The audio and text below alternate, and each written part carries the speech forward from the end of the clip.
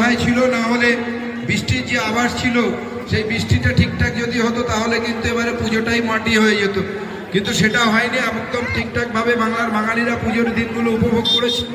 ঠিক আমাদের দুর্গা পুজো শেষ হওয়ার সাথে সাথেই শ্যামা পুজোর মধ্যে পৌঁছে গেছি।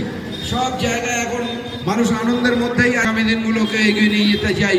তাই আপনারা সবাই মিলে খুব আনন্দ করুন আর হরে কৃষ্ণ স্মৃতি সঙ্গের সাথে থাকুন।